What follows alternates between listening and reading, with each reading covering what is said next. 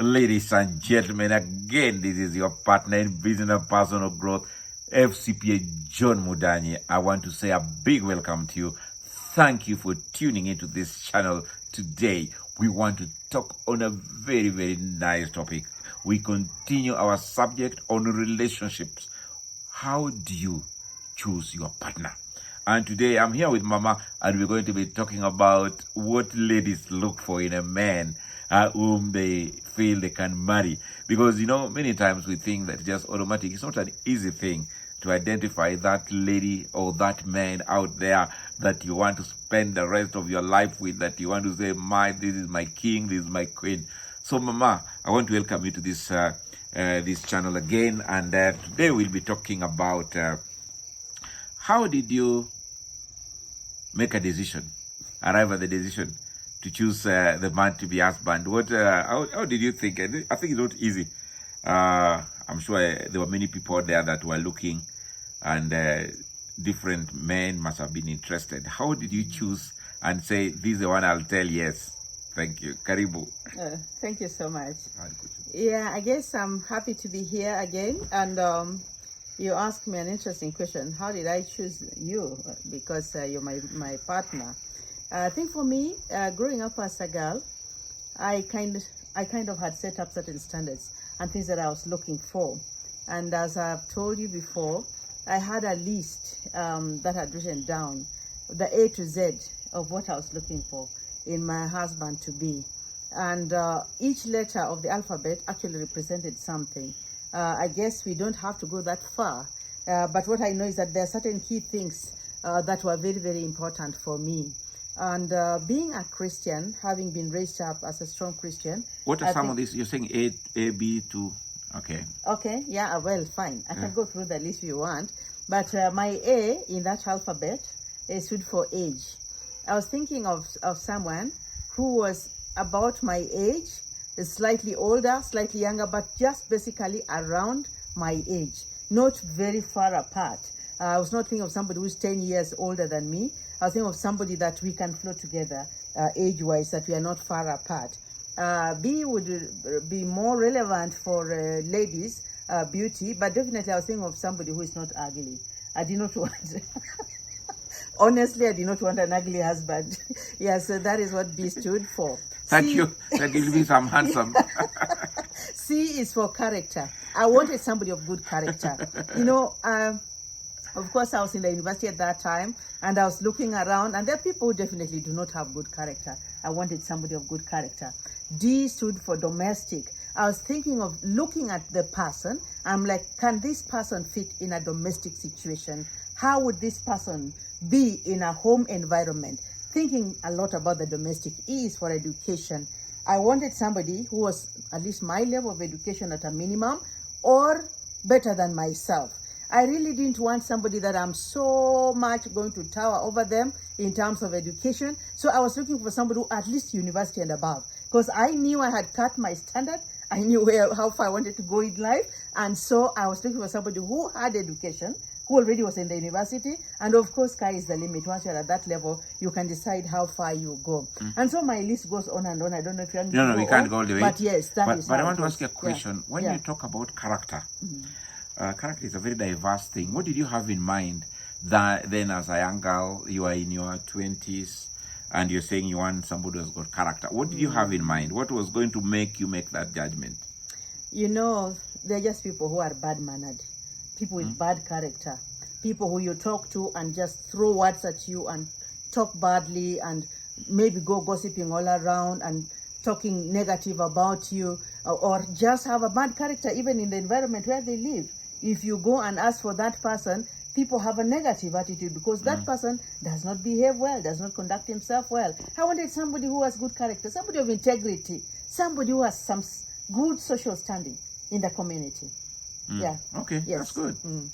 Good. And when you talk about domestic, again, you say D for domestic. What did you have in mind, domestic? Now, at that a family point, person, or is it what they have? Is it... no. What was it? I was thinking of somebody who can actually provide leadership in a home environment.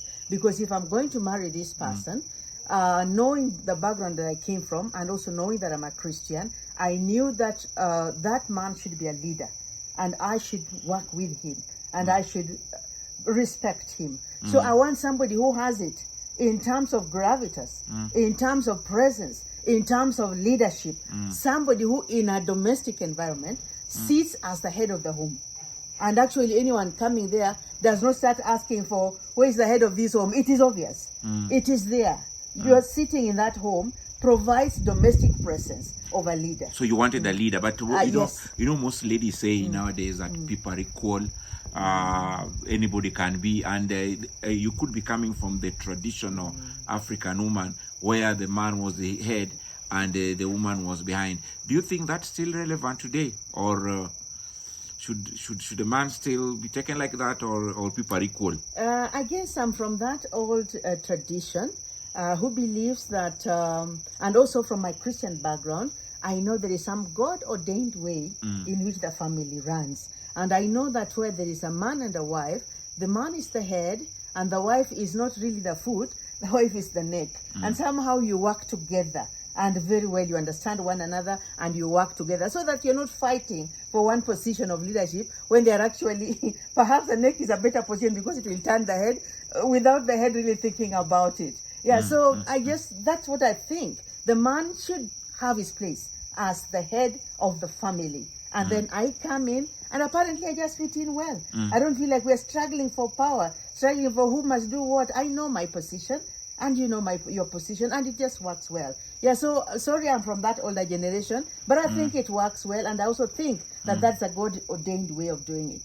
Now, most ladies nowadays, what we hear the young people say, and we have so many young men, and they say that most women would want to marry somebody who has got money, somebody who has got a house and a car, somebody who can give them a big check every month. Do you think that is really what to look for? Or what should ladies look for? I cannot necessarily accuse them, but I was of a very different opinion. Actually, I wanted somebody that we kind of start together. Yeah, start together from that low level, wherever you are, and build each other and come together up. Yeah, to be honest, I did not want a man who already has it all. You already have a home, you already have your everything, you have your big cars, you have your estates. No, I didn't want that, because then you're like adding me on top. I'm like just another addition. I mean, another TV, another furniture you have brought in. No, I wanted us to grow together.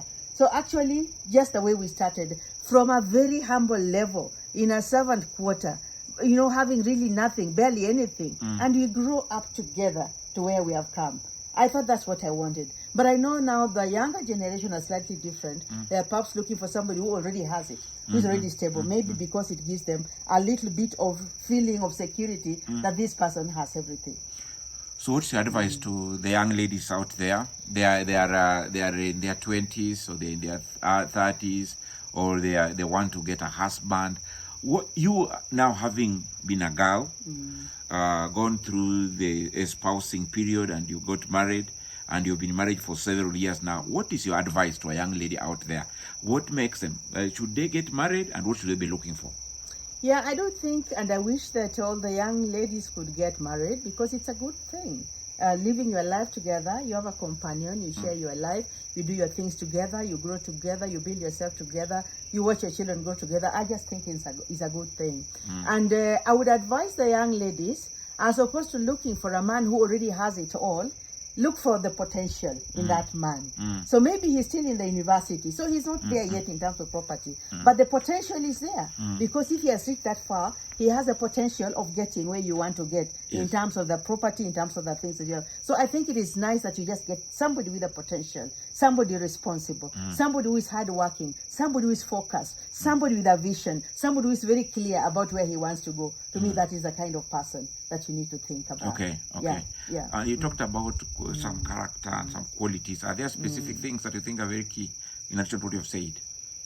I think already I've said a lot, but I do think for me very important. If you're a religious person, please, I think it's important that you get somebody who subscribes to your kind of faith. I think that's important. Yeah, because you cannot flow together unless you kind of speak the same language and understand one another. So if you're a religious person, whatever background, whether you're Muslim or you're Christian, you're Hindu, whatever, I think it just helps to get somebody who subscribes to your religion so that you're moving together. Okay. In terms of education, get the level of education that you think works well for you. Many times it doesn't work well for God to get a man who perhaps is so much lower than you, because it comes to a point where even though perhaps as a wife you're doing your best, the man can feel intimidated by your success. You need a man who is not intimidated by your success. And I guess that's why for me, I wanted somebody who is already there, who looks like he's going. I knew I'm going far, and I didn't want a man who will be intimidated by my success. And far I have gone. And I'm so glad that I got somebody who is really up there and moving and very focused and in the person of yourself. So I think it's just good to make sure whoever it is that you are looking for meets your need. Have at least 5 things that are very important to you as a woman, and make sure the man you're looking for at least has those 5 things. For me, it was religion, it was education, it was a good character, it was somebody who loves me. Of course, the person must love you. You can't just get somebody and because they have these characters, you're looking for them. They need to also love you, because you also don't want to just be struggling to get into the space. The man needs to love you. Yeah, so I think those are important things. Okay. Yeah. Ladies and gentlemen, this is your partner in business and personal growth, FCPA John Mudanyi, talking again to Dr. Mildred Mudanyi, who really is advising ladies out there, look for a person of character, look for a person who is loving and caring, somebody who you can live with. You may want to have some questions, and that we can have a moment to discuss them, but I want to thank you. Remember to subscribe to this channel, press subscribe and press like, or send your comment for further comments and any clarification that you require. We thank you for coming in. This is your partner in business and personal growth, FCPA John Mudanyi, saying bye-bye, and again we'll see you next time for part 3 of this, how to choose your marriage partner, focusing on the man now. Thank you.